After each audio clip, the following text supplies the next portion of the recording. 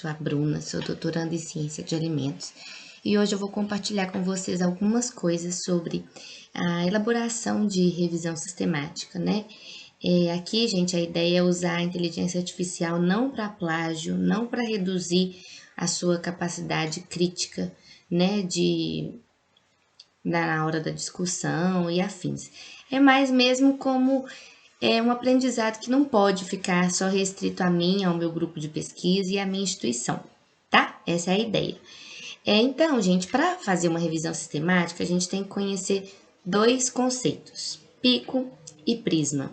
Aqui é importante que vocês entendam, deixa eu apontar o laser aqui, que o pico é a etapa de planejamento da revisão, né? Ela que vai definir a pergunta e a nossa estratégia de busca. Enquanto o prisma é como se fosse um passo a passo. Ele vai, né, nos dar o passo a passo de como que vai ser feito isso. Eu até gerei na inteligência artificial, né, esse esquema mostrando o que é o pico.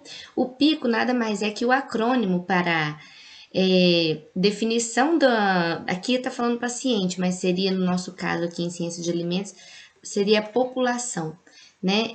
Qual que é a intervenção que será feita, se haverá alguma comparação com algum grupo controle, alguma coisa do tipo, e os desfechos, né? Que seriam os resultados. Ou seja, a gente define o objetivo e a estratégia de busca com o pico e segue o protocolo Prisma. Nesse protocolo, que eu até coloquei aqui que o checklist, né, está neste link, eu vou compartilhar com vocês, esse link, ele nos direciona para esta página. Aqui, né, eles explicam que o guia, o Prisma é um guia para poder ordenar o passo a passo mesmo da construção da revisão sistemática e eles disponibilizam um checklist. Esse checklist, eu até não vou entrar muito no mérito dele, não, mas é só para vocês observarem, é bem interessante, né, que eles vão colocando aqui um checklist mesmo que a gente vai dando o ok à medida que a gente vai fazendo a nossa revisão. E basicamente a gente vai ver essas etapas aqui hoje. Se vocês virem, né, a gente tem aqui no tópico título. Então, colocar aqui no título é uma revisão sistemática. Na introdução é importante descrever a razão, né, daquela revisão, no contexto do que existe de conhecimento a respeito daquele assunto, quais são os objetivos, né? No método, isso tudo que a gente vai ver hoje. Quais são os critérios de elegibilidade, a estratégia de busca, os processos de seleção, a data, né? Os dados, a síntese dos métodos, tudo isso a gente vai ver. Como que pode ser discutido, né, os resultados, as características dos estudos. Aqui também eles voltam muito para a área de meta-análise e artigos voltados para a saúde, que não é, né, o escopo dessa discussão de hoje, até porque eu não tenho conhecimento acerca disso, a minha área é ciência de alimentos, mas a ideia é nortear vocês mesmo, pensando em desenvolver uma revisão sistemática. Por quê? A gente sabe que hoje para publicar um artigo, né, a gente precisa ter uma revisão com embasamento, que tenha critérios, que seja reprodutível, que tenha transparência na metodologia. Até trouxe aqui a tradução do que seria o pico, né? O acrônimo do pico, e aí a gente vai ver isso, porque no documento Word que vocês vão criar aí, para começar a revisão de vocês, a gente vai definir essas iniciais aqui de cada acrônimo. Então, vamos pensar. Primeiro, né? Quando a gente vai escrever uma revisão, a gente sabe que essa revisão ela vem de uma lacuna, né, de uma falta de conhecimento acerca daquilo que você está estudando. Você identificou um problema e quer ver como que já foi solucionado aquilo, o que já tem na literatura sobre. Né? Basicamente, você identifica lacunas, faz a síntese do conhecimento já gerado E aí eu vou trazer para vocês aqui o resumo do que eu fiz para minha revisão.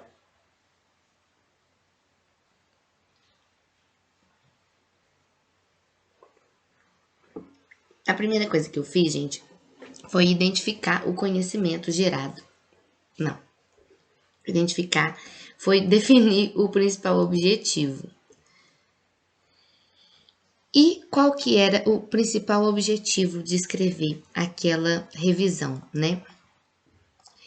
Era identificar o conhecimento gerado até o presente momento acerca do caroço de abacate, aí coloquei o nome no nome científico, identificar lacunas e possíveis aplicações para esse resíduo considerado. Aí a gente tem que se atentar a algumas coisas, né? Dentro do meu objetivo aqui, então, a população seria o caroço de abacate. O caroço, a semente de abacate, né? Que é um resíduo considerável. Por quê? Porque representa mais de 50% do peso total do fruto e acaba sendo descartado. E a gente sabe que o abacate ele não é consumido só no Brasil, por exemplo, ele é consumido em toda a América Latina, é oriundo do México, na Europa também é muito consumido, porque a gente já sabe daquela questão toda que o abacate tem gorduras insaturadas que são boas para a saúde, enfim. Então, pensando ali naquele acrônimo PICO, né? A gente define a população através do objetivo, tá vendo? Aqui a nossa população, né, o nosso alvo de pesquisa é o caroço de abacate Pérsia americana, que é a espécie desse abacate que a gente vai avaliar. Intervenção é um método de intervenção. O que seria isso? Como que vai ser feita a nossa busca, né? Então aqui a gente já começa a falar de IA. Os descritores a gente vai criar no ChatGPT e definir, aí outra estratégia de busca é base de dados. Quais são as nossas bases de dados? Aqui eu coloquei periódicos CAPES, Science Direct e Web of Science. Não coloquei PubMed, que poderia ser também uma alternativa, porque esse estudo ele não está focado muito na parte de saúde e nutrição. Ele está mais voltado a entender o que se tem em relação ao caroço de abacate num conceito mais da tecnologia de alimentos. É muito importante também colocar o registro da pesquisa, não sei se vocês lembram lá daquele checklist que eu mostrei para vocês, né? Tudo isso vai para a metodologia. E aí, gente, considerando o objetivo, eu vou lá para o ChatGPT fazer a minha string otimizada, né? Então, eu dou o comando para o chat que é: faça essa string otimizada em inglês, porque a gente sabe que o retorno com as palavras-chave em inglês é muito maior do que se a gente usasse outro idioma. Então, a gente dá esse comando, né? Explica o ChatGPT o que a gente quer, busca de artigos científicos nas bases de dados X, né? Aquelas 3 que eu falei com vocês, utilizando as seguintes palavras-chave. Aí, aqui, até vou fazer meu meia-culpa, porque eu não coloquei no objetivo, assim, lacunas em relação a quê e tudo, mas eu trouxe isso para o ChatGPT. Então, quais são as palavras-chave? Eu quero as palavras-chave que envolvam caroço de abacate, aplicações, potencialidades, fenólicos, né, compostos fenólicos, compostos bioativos, fatores antinutricionais, pigmentação e lipídios, que são todos conteúdos que a gente já ouviu falar que pode ter uma aplicação aí para caroço de abacate.